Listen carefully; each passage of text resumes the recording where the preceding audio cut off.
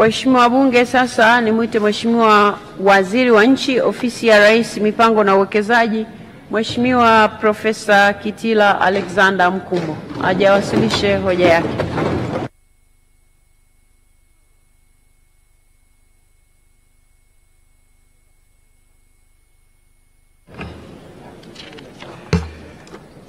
Mheshimiwa Spika, ninaomba kutoa hoja kwamba bunge lako tukufu lipokee na kujadili taarifa ya hali ya uchumi kwa mwaka 2024 na mpango wa maendeleo ya taifa wa mwaka 2025-26. Pamoja na hotuba hii, ninawasilisha vitabu vya taarifa ya hali ya uchumi kwa mwaka 2024 na mpango wa maendeleo ya taifa wa mwaka 2025-26. Taarifa hizi mbili ndio msingi wa bajeti kuu ya serikali kwa mwaka 2025-26 ambayo Mheshimiwa Waziri wa Fedha atawasilisha katika bunge lako tukufu baadaye leo alasiri. Mheshimiwa Spika, tumeaswa kuwa kila tunapopata fursa hatuna budi kumshukuru Mungu na kuwashukuru watu ambao wameleta tofauti katika maisha yetu na katika jamii zetu. Katika kushukuru kuna baraka na kuna furaha. Ninamshukuru Mungu kwa wingi wa rehema, baraka na fadhili zake kwangu iliyoniwezesha kusimama hapa mbele kuwasilisha taarifa ya hali ya uchumi na mpango wa maendeleo ya taifa wa mwaka 2025-26, ikiwa ni mara ya pili kama waziri wa nchi, ofisi ya Rais, Mipango na Uwekezaji, na mara ya mwisho katika bunge hili la 12. Mheshimiwa Spika, ninapenda kumshukuru na kumpongeza Mheshimiwa Dr. Samia Suluhu Hassan, Rais wa Jamhuri ya Muungano wa Tanzania, kwa mambo mengi, lakini niruhusu niyataje matatu tu. Mosi, ninamshukuru sana Mheshimiwa Rais kwa jinsi alivyoniamini na kuniteua kwa waziri wa nchi, ofisi ya Rais, Mipango na Uwekezaji, na hivyo kunifanya kuwa sehemu ya timu yake muhimu ya kutafsiri na kutekeleza maono ya serikali yake. Ni nafasi ambayo leo imenipa fursa ya kusimama hapa mbele ya bunge lako tukufu na kuwasilisha hotuba hii. Pili, niendelee kumshukuru kwa dhati Mheshimiwa Dr. Samia Suluhu Hassan, Rais wa Jamhuri ya Muungano wa Tanzania, kwa jinsi anavyoendelea kuliongoza taifa letu kwa weledi, umahiri na utulivu mkubwa. Katika kipindi chake cha miaka minne, Mheshimiwa Dr. Samia Suluhu Hassan ameonyesha weledi, umahiri, uthabiti, uimara, uadilifu na uzalendo wa hali ya juu kwa nchi yake.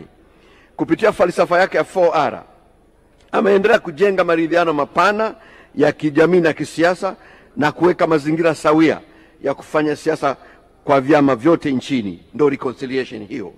Ametoa uhuru wa kutoa maoni huku akionyesha ustahimilivu wa hali ya juu, ndio hiyo resilience. Kiongozi wetu ameleta mageuzi makubwa katika kuweka mazingira bora ya biashara na uwekezaji, ikiwa ni sehemu ya hiyo reform. Ameimarisha sekta za kilimo, mifugo, uvuvi na madini na kuwapa matumaini mapya mamilioni ya wakulima, wafugaji, wavuvi na wachimbaji wadogo wa madini. Hakika anaijenga upya nchi yetu ambayo ndio rebuilding, na kupitia uongozi wake serikali yetu na nchi yetu imeendelea kuimarisha amani, utulivu na usalama. Tatu, Mheshimiwa Spika, ninampongeza Mheshimiwa Rais wetu kwa kupata tuzo nyingi tangu awe rais, lakini kwa kipekee na kwa muktadha wa leo ninaomba nimpongeze sana kwa kuweka historia ya kipekee ya kutunukiwa tuzo maalum na Bunge la Jamhuri ya Muungano wa Tanzania. Mheshimiwa Spika, aidha namshukuru Mheshimiwa Dr. Hussein Ali Mwinyi, Rais wa Zanzibar na Mwenyekiti wa Baraza la Mapinduzi, kwa uongozi wake mahiri na jitihada zake kubwa anazozifanya katika kuendelea kuijenga Zanzibar yenye maendeleo makubwa. Mheshimiwa Spika, napenda kuwashukuru Mheshimiwa Dr. Philip Isdor Mpango, Makamu wa Rais wa Jamhuri ya Muungano wa Tanzania, Mheshimiwa Kassim Majaliwa Mbunge, Waziri Mkuu wa Jamhuri ya Muungano wa Tanzania, na Mheshimiwa Dr. Doto Mashaka Biteko, Mbunge, Naibu Waziri Mkuu na Waziri wa Nishati, kwa maelekezo na miongozo yao kwetu na kazi kubwa wanazofanya katika kumsaidia Mheshimiwa Rais kuongoza nchi yetu vyema. Mheshimiwa Spika, ninaomba kukushukuru na kukupongeza wewe Mheshimiwa Spika kwa kuliongoza vizuri sana bunge hili la 12. Katika kipindi chako chote cha kuongoza bunge hili umejitahidi sana kutenda haki kwa wabunge wote bila kujali hali na nafasi zao. Aidha, ulijitahidi kulitendea bunge serikali na wananchi haki. Pale ambapo serikali ilipaswa kuonywa, kuelekezwa na kuwajibishwa, hukusita kufanya hivyo. Na pale ambapo serikali ilistahili kupongezwa, ulifanya hivyo bila kusita. Mheshimiwa Spika, kwa kifupi, ulitenda haki. Wewe ni mtenda haki. Mheshimiwa Spika, umeweka historia ya kutukuka kwa bunge hili la 12 uliloongoza kwa kutoa tuzo maalum kwa Rais wa Jamhuri ya Muungano wa Tanzania kwa kutambua mchango wake katika kusukuma mbele maendeleo ya nchi yetu.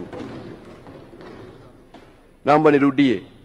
Mheshimiwa Spika, umeweka historia ya kipekee na ya kutukuka bunge hili la 12 kwa bunge lako kutoa tuzo maalum kwa Rais wa Jamhuri ya Muungano wa Tanzania.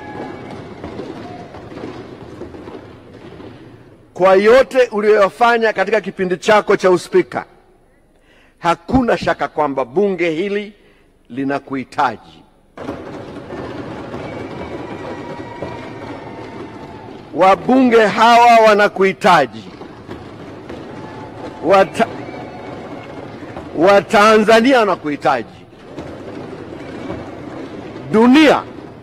Dunia inakuhitaji. Na muhimu zaidi, wananchi wa jimbo jipya la Uyole wanakuhitaji uendelee kuwa kiongozi wao na kiongozi wao mahiri. Tunakuombea Mheshimiwa Spika na kukutakia kila la heri katika uchaguzi mkuu wa mwaka huu. Na mimi kama mwalimu mwenzako wa chuo kikuu niwaombe sana wananchi wa jimbo la Uyole waturudishie mama huyu hapa bungeni. Mheshimiwa Spika, nichukue fursa hii kumpongeza na kumshukuru kwa dhati Mheshimiwa Orani Manase Njeza, mbunge wa Mbeya Vijijini na mwenyekiti wa kamati ya kudumu ya bunge la bajeti, kwa kuiongoza kamati hii muhimu kwa ustadi, hekima na utulivu mkubwa. Historia yake ya kufanya kazi katika sekta binafsi ilimpa fursa ya kujua mambo mengi na kuifanya sekta binafsi kuwa karibu sana na kamati yake. Tunapokutana na viongozi wa sekta binafsi, huwa wanamshukuru na kumpongeza sana mwenyekiti wa kamati ya bajeti. Na kwa kweli mawaziri wenzangu watakubaliana nami kwamba katika kuhudhuria vikao vya kamati ya bajeti tulijifunza na kuchota maarifa mengi sana kutoka kwa mwenyekiti huyu na wajumbe wenzake. Kwa kifupi, Mheshimiwa Spika, kamati ya bajeti imesheheni maarifa na uzoefu mkubwa, na vikao vyake vilikuwa darasa murwa kwa kila aliyefika mbele yake.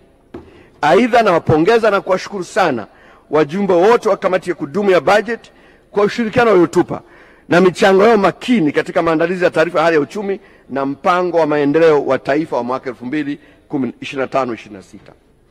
Mheshimiwa Spika, taarifa ya hali ya uchumi wa taifa kwa mwaka 2024 imeandaliwa kwa kuzingatia mwenendo wa viashiria vya uchumi jumla, ikijumuisha ukuaji wa pato la taifa, mfumuko wa bei, thamani ya shilingi pamoja na ajira, tathmini ya maendeleo ya sekta mbalimbali kwa mwaka 2025, hali ya biashara na uwekezaji, changamoto pamoja na vihatarishi vilivyojitokeza.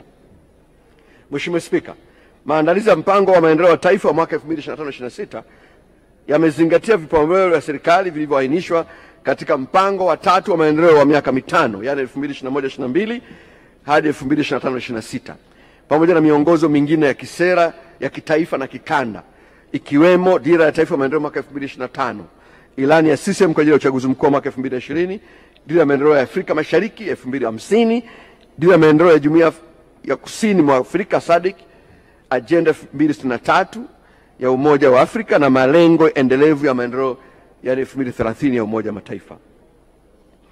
Mheshimiwa Spika, sasa nieleze mwenendo wa hali ya uchumi kwa mwaka 2024. Mheshimiwa Spika, kwa mujibu wa taarifa ya Shirika la Fedha la Kimataifa IMF ya mwezi Aprili mwaka 2025, kasi ya ukuaji wa uchumi wa dunia imeendelea kupungua hadi kufikia 3.3% mwaka 2024 ikilinganishwa na 3.5% mwaka 2023.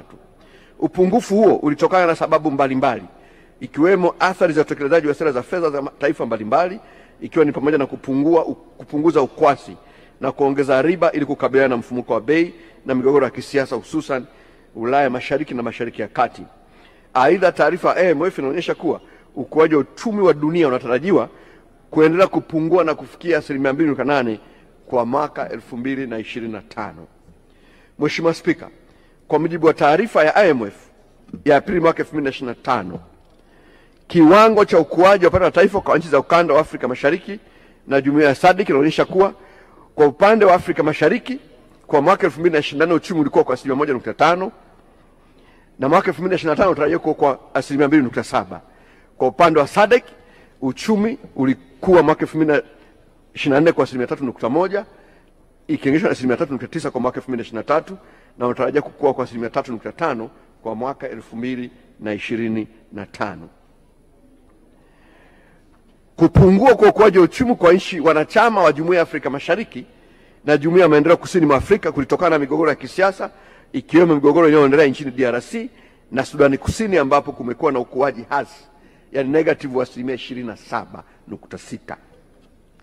Mheshimiwa Spika, kwa mujibu wa taarifa ya Shirika la Fedha la Dunia la Kimataifa IMF ya Aprili 2025, mfumuko wa bei duniani ulipungua na kufikia wastani wa 5.8 mwaka 2024 kutoka 6.7 mwaka 2023, na mfumuko huo unatarajiwa kuendelea kupungua hadi kufikia 4.3 kwa mwaka 2025 na 2.2 kwa mwaka 2026. Mheshimiwa Spika, sasa nifanye mapitio ya hali ya uchumi wa taifa. Mheshimiwa Spika, mwaka 2024 pato halisi la taifa lilifikia shilingi trilioni 156.6 kutoka shilingi trilioni 148.5 kwa mwaka 2023, sawa na ukuaji wa 5.5, na hivyo kuifanya nchi yetu kuwa ni miongoni mwa nchi ambazo zilikuwa na ukuaji mkubwa katika ukanda huu wa Afrika Mashariki. Ukuaji huo ulichangiwa na jitihada mbalimbali za serikali, sekta binafsi na wadau wengine wa maendeleo, ikiwa ni pamoja na kuanza uzalishaji wa umeme katika bwawa la Mwalimu Nyerere, kuendelea na utekelezaji endelevu wa miradi mbalimbali ya kimikakati na kielelezo ikihusisha kwa mfano miundombinu ya nishati, miundombinu ya usafiri na usafirishaji, kuongezeka kwa mikopo ya sekta binafsi, usimamizi madhubuti wa sera za fedha, kuimarika kwa uzalishaji wa mazao ya kilimo na uwekezaji wa serikali katika huduma za jamii hususan katika huduma za afya, elimu, maji na hifadhi ya jamii. Mheshimiwa Spika, kwa mwaka 2024 sekta 5 zilizoongoza kwa ukuaji wa uchumi ni pamoja na sanaa na burudani iliyokuwa kwa 17.1, uzalishaji, usafirishaji na usambazaji wa umeme iliyokuwa kwa 10.4, habari na mawasiliano kwa 10.3, fedha na bima kwa 13.8 na afya kwa 10.1. Sekta 3 zilizochangia zaidi takriban nusu ya pato la taifa ni kilimo iliyochangia 26.3, ujenzi 10.8 na uchimbaji wa madini na mawe 10.1. Katika siku za mbeleni serikali itaendelea kuongeza tija zaidi kwenye uzalishaji katika kilimo ili kilimo kiendelee kuwainua Watanzania wengi zaidi kimapato. Mheshimiwa Spika, mfumuko wa bei nchini ulipungua na kufikia 3.1 kwa mwaka 2024 ikilinganishwa na 3.8 kwa mwaka 2028. Mheshimiwa Spika, mikopo kwa sekta binafsi iliendelea kukua kwa kasi ya kuridhisha ambapo mwaka 2024 ukuaji wa mikopo kwa sekta binafsi ulifikia wastani wa 12.4 na sekta zilizoongoza kupokea mikopo hiyo ni kilimo kwa 41%, uzalishaji viwandani 10.3, mikopo katika shughuli za binafsi 10.7, uchukuzi na mawasiliano 10.2 na biashara 12.7 na ujenzi 4.4. Matokeo haya yanaonyesha mwelekeo chanya katika ukuaji wa uchumi na maendeleo ya sekta mbalimbali nchini. Ongezeko la mikopo kwa sekta binafsi hususan katika sekta za uzalishaji kama kilimo, viwanda pamoja na shughuli binafsi na uchukuzi mawasiliano inaashiria uimarishaji wa mazingira ya biashara na ukuaji wa shughuli za kiuchumi.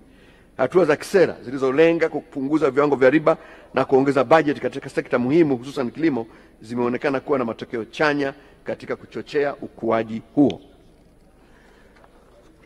Mheshimiwa Spika, Akiba ya fedha za kigeni imeendelea kuwa ya kuridhisha kukidhi mahitaji ya uagizaji wa bidhaa na huduma kutoka nje ya nchi. Mwaka 2024 akiba ya fedha za kigeni ilifikia dola za Kimarekani bilioni 5.546. Mheshimiwa Spika, sasa naomba nifanye mapitio ya mwelekeo wa hali ya uchumi kwa taifa kwa mwaka 2025. Mheshimiwa Spika, malengo ya uchumi wa taifa kwa mwaka 2025 yapo malengo 6 yafuatayo. Kwanza, kuongeza kasi ya ukuaji wa pato halisi la taifa kufikia 6% mwaka 2025 na kutoka 5.5% kwa mwaka 2024. Pili, kuendelea kudhibiti mfumuko wa bei kubaki kwenye wigo wa takriban tarakimu moja wa wastani wa asilimia kati ya 3 hadi 5% katika muda wa kati. Na tatu, mapato ya ndani, yani mapato ya kodi na isiyo ya kikodi kufikia 17.4% ya pato la taifa ifika mwaka 2025-26 ikilinganishwa na matarajio ya 15.8% kwa mwaka 2024-25, na mapato ya kodi yafikia 13.3% ya pato la taifa kwa mwaka 2025-26 ukilinganisha na 12.8% kwa mwaka 2024-25. Tano, nakisi ya bajeti ikijumuisha misaada kuwa 3% ya pato la taifa kwa mwaka 2025-26 kutoka matarajio ya 3.4% kwa mwaka 2024-25, na 6, kuwa na akiba ya fedha za kigeni kwa kiwango kinachokidhi mahitaji ya uagizaji wa bidhaa na huduma kutoka nje kwa kipindi kisichopungua miezi 4. Mheshimiwa Spika, maelezo ya kina ya taarifa ya hali ya uchumi yanapatikana katika kitabu cha hali ya uchumi ambacho tumekigawa kwa waheshimiwa wabunge.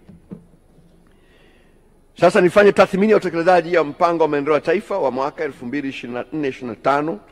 Mheshimiwa Spika, katika mwaka wa fedha wa 2024-25 bunge lako tukufu liliidhinisha jumla ya shilingi trilioni 15.944 sawa na 32.3% ya bajeti kuu ya serikali kwa ajili ya programu miradi ya maendeleo.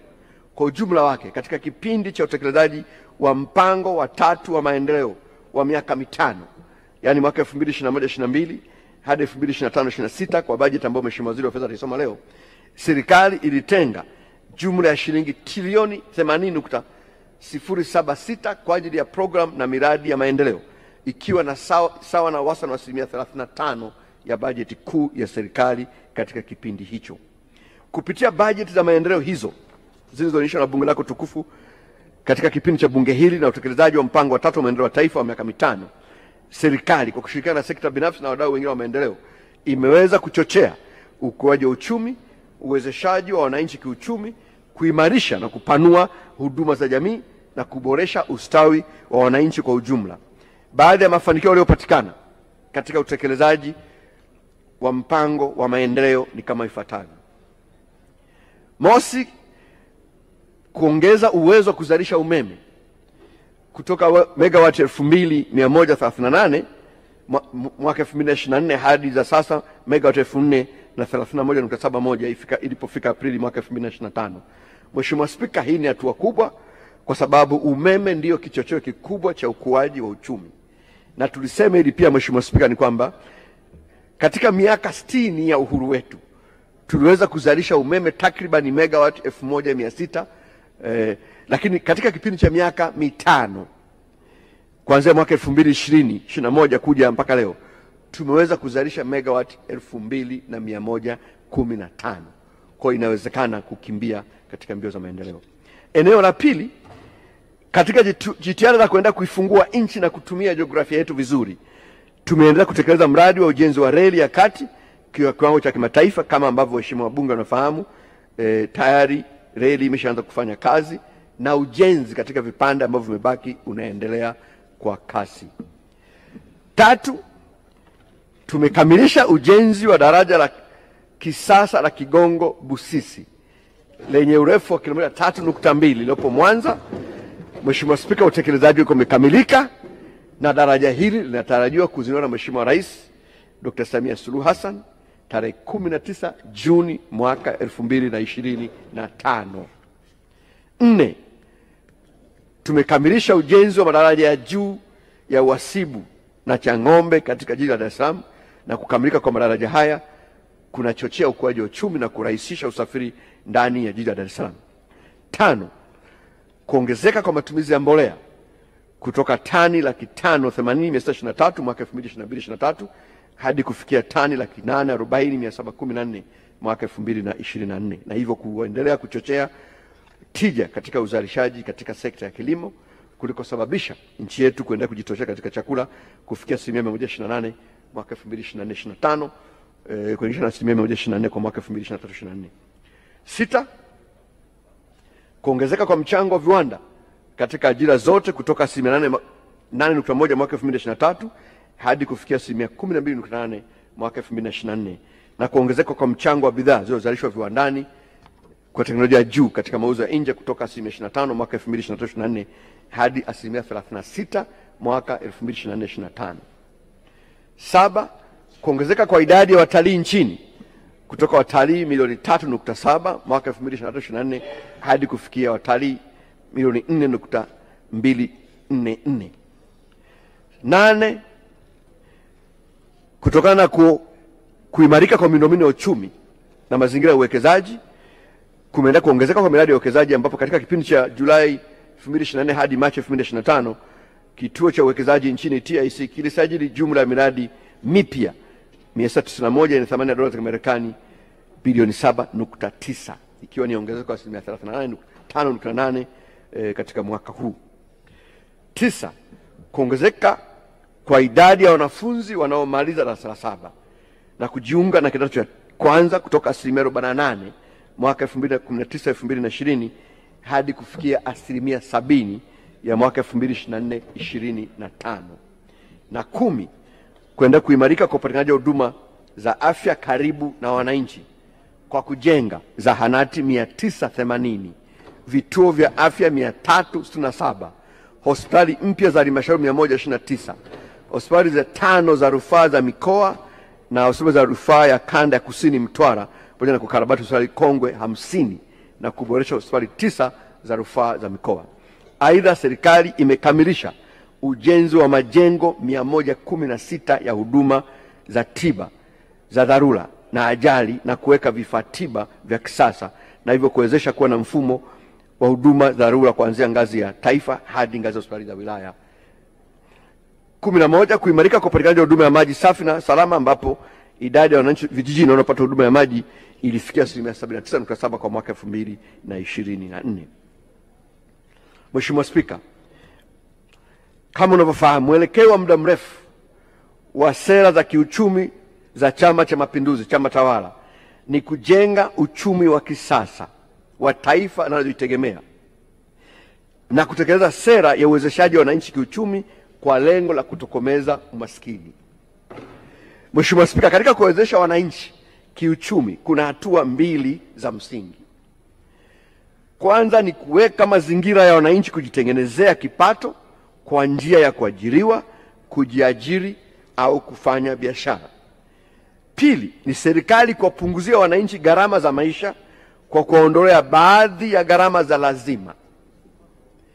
Katika kipindi cha miaka 4 iliyopita ya uongozi wa Mheshimiwa Dr. Samia Suluhu Hassan mwaka 2021 mpaka mwaka 2024, serikali ilichukua hatua mahususi 4 zifuatazo katika kuwapunguzia gharama wananchi kwa kuondoa gharama za lazima ambazo wangezifanya. Hatua hizi ziliweza kuokolea wananchi jumla ya shilingi trilioni 5.724 ambazo kama serikali singezibeba ingebidi wananchi wazibebe, na hivyo kuweza kuwanufaisha wananchi milioni 11.036. Hatua hizi ni kama ifuatazo. Kwanza, katika kipindi cha mwaka 2020 hadi 2024, serikali ya CCM ilitumia shilingi bilioni 961.5 kama ruzuku iliyotolewa kwa kaya maskini ili kuziwezesha kuongeza kipato cha kaya katika kuzisaidia kaya hizi kumudu gharama za maisha ya msingi kupitia mpango wa kunusuru kaya maskini yani TASAF na kunufaisha wananchi milioni 5.2. Kwa Mheshimiwa Spika, serikali ilipampu katika uchumi moja kwa moja kwa wananchi bilioni 900.5.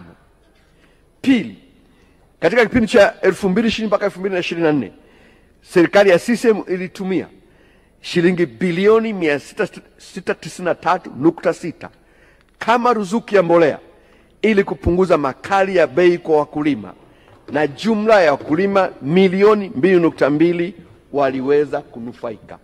Hizi ni fedha ambazo Mheshimiwa Spika, katika hali ya kawaida wakulima wetu wangezitumia kununua mbolea, lakini serikali ilitoa ruzuku na hizi hela wananchi walisave ziweze kubaki katika mifuko yao.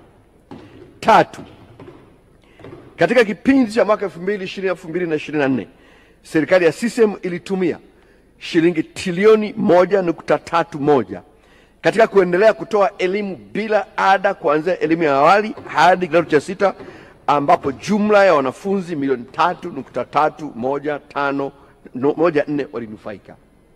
Mheshimiwa Spika, kama unavyofahamu, serikali iliondoa ada, na kuondoa ada huku tumeweza kuokolea wananchi shilingi trilioni 1.8.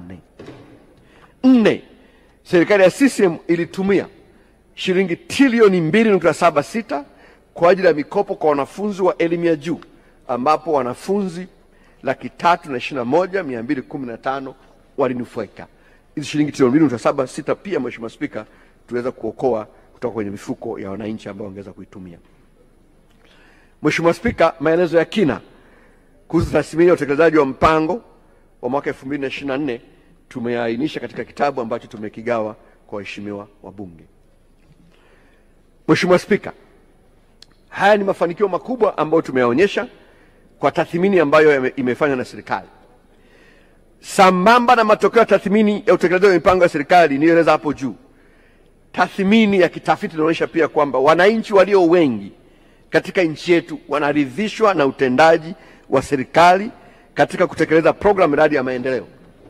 Kwa mfano, utafiti uliofanywa na taasisi ya Afrobarometer mwezi Juni mpaka Julai mwaka 2024 unaonyesha kuwa 71% ya wananchi wote waliohojiwa walisema wanaridhishwa sana na utendaji wa serikali, na 70% walisema nchi ipo katika mwelekeo sahihi. Waheshimiwa wabunge, wastani wa nchi za Afrika, wastani wa idadi ya wananchi wanaoridhishwa na utendaji wa serikali zao, Afrika ni 40%, kwa Tanzania ni 71%. Kwa hiyo Mheshimiwa Spika, tathmini hizi ambazo tunazieleza hapa sio tu kwa mtazamo wa serikali, lakini pia pale ambapo wananchi wanahojiwa, walio wengi wanaona kwamba tunafanya kazi nzuri na tuendelee kuchapa kazi.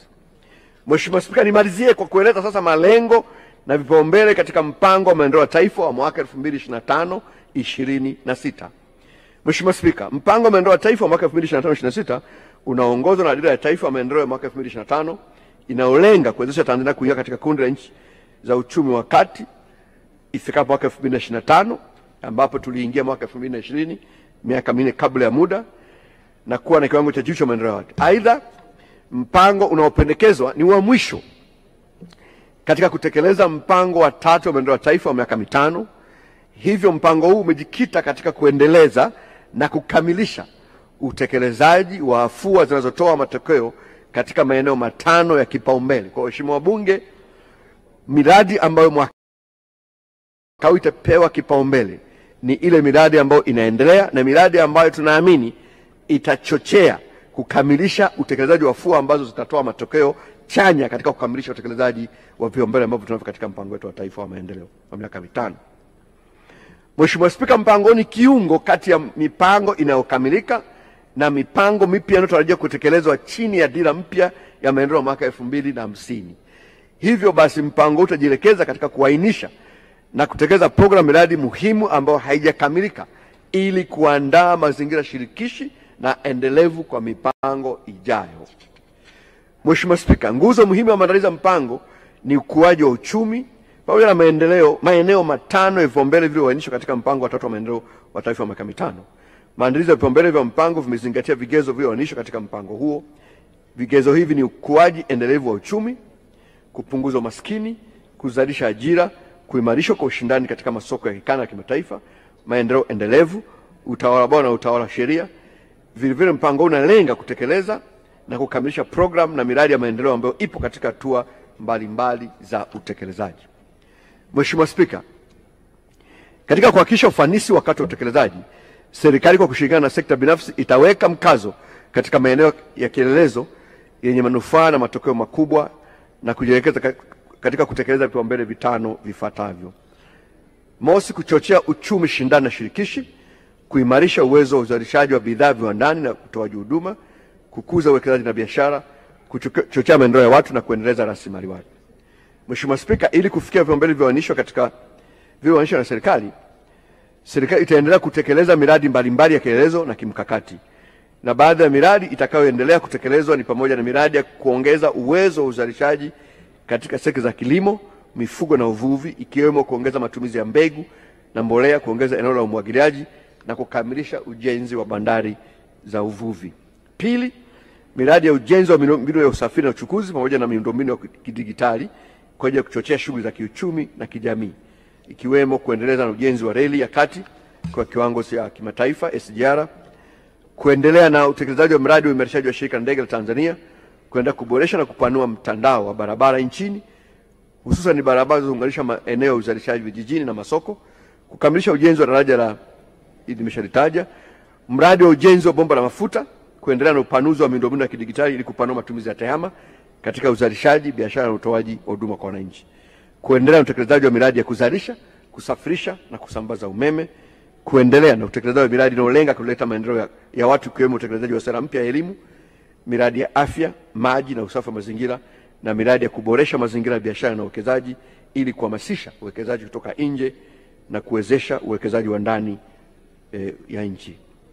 Mheshimiwa Spika, mafanikio ya utekelezaji wa vipaumbele nilivyovitaja yanajengwa katika nguzo na misingi ifuatayo. Kwanza, kuendelea kuwepo kwa amani, utulivu na usalama wa ndani ya nchi katika nchi jirani na duniani kwa ujumla. Pili, kuendelea kudumisha utawala bora na utawala wa sheria nchini. Tatu, kuendelea kuimarika kwa utoshelevu wa chakula nchini. Na nne, kuendelea kuongezeka kwa ushiriki wa sekta binafsi katika shughuli za uwekezaji na biashara. Tano, kuendelea kuhimili athari za mabadiliko ya tabia nchi na majanga ya asili na yasiyo ya asili, ikiwemo ukame, vita, magonjwa ya mlipuko na mafuriko. Sita, kuwa na rasilimali watu iliyo bora na inaokidhi matakwa ya sasa na ambayo inatawaliwa na teknolojia na ubunifu. Saba, nidhamu katika matumizi ya fedha za umma na udhibiti wa deni la taifa. Nane, kuendelea kuboresha mazingira ya biashara na uwekezaji, ikiwa ni pamoja na kuwasaidia wafanyabiashara na wawekezaji wadogo na wakati ili waongeze tija, wakue na kujirasimisha. Na tisa, kuwa na nidhamu ya utekelezaji wa vipaumbele kama tulivyopanga katika mipango na mikakati ya kitaifa na ya kisekta. Mheshimiwa Spika, nihitimishe kwa kulihakikishia bunge lako tukufu kuwa hali ya uchumi wa nchi yetu kwa sasa ni himilivu, ukiwa na mwelekeo chana na ukuaji endelevu. Kama nilivyoeleza, uchumi karibu nchi zote, uchumi wa dunia kwa ujumla mpaka mataifa makubwa unashuka, uchumi wetu unakuwa. Hili ni jambo jema. Kuimarika kwa uchumi kunatokana na usimamizi makini wa sera za uchumi jumla pamoja na ushiriki wa wananchi katika ujenzi wa taifa lao. Ninawashukuru na kuwapongeza Watanzania wote kwa mshikamano huu wa kizalendo. Mheshimiwa Spika, ninaomba kuchukua nafasi napohitimisha kuwashukuru sana wajumbe wa mkutano mkuu wa CCM kwa uamuzi wao sahihi wa kuwachagua hapo tarehe 10 mwezi wa 10 Januari 2025 kuwachagua Mheshimiwa Dr. Samia Suluhu Hassan kuwa mgombea wa urais wa Jamhuri ya Muungano wa Tanzania na Mheshimiwa Balozi Dr. Emmanuel John Nchimbi kuwa mgombea wake mwenza katika uchaguzi mkuu wa mwaka huu. Aidha, ninampongeza Mheshimiwa Dr. Hussein Ali Mwinyi, Rais wa Zanzibar na Mwenyekiti wa Baraza la Mapinduzi kwa kuteuliwa kwa mgombea wa nafasi ya urais wa Zanzibar kupitia tiketi ya Chama cha Mapinduzi. Ni imani yangu na uhakika kwamba hii ni timu sahihi ya kuiongoza Tanzania kufikia maendeleo makubwa zaidi katika miaka mitano ijayo.